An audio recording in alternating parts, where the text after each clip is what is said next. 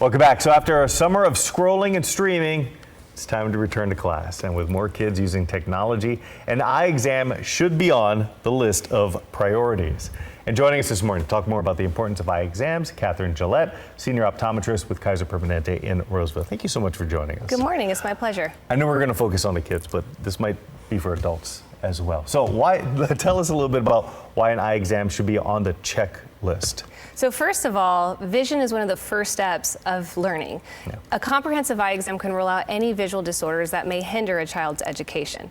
Without a comprehensive eye exam, vision disorders can go undetected, or worse, children could be misdiagnosed with conditions such as ADHD, dyslexia, or even learning disabilities. So what do you recommend as far as when children, no matter what their age, whether they're little or in their teenage years, when should they get these exams and how often? So the first off, whenever they start school, whether that be TK or kindergarten, even though they're young, get them in. The next time period I like is puberty. This is a time with rapid growth and change, and this is often when children who never needed glasses before first start needing their glasses. The next time is before any teen gets behind the wheel. So if they're about to get their license or start practicing, I highly recommend an eye exam just to make sure they're safe. Definitely on that last part, especially before they get behind the wheel. So some folks may not realize, some children may not say, hey, my vision is a little bit off compared to weeks, months ago. So what are some signs that parents, caregivers can look out for? The first would be squinting. So if you're trying to see something far away and your eyes are squinting, or you see your children squinting, that could be a sign. Holding material close to their face can also be a sign.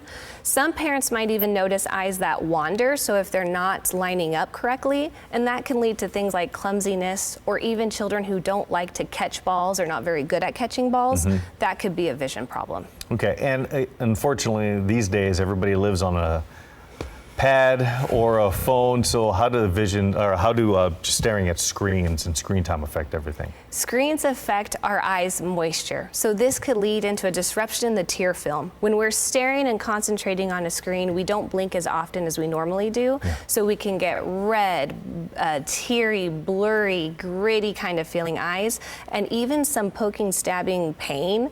This will often lead to lots of tearing and excess tearing, and then you can get blurry vision because you're so dry.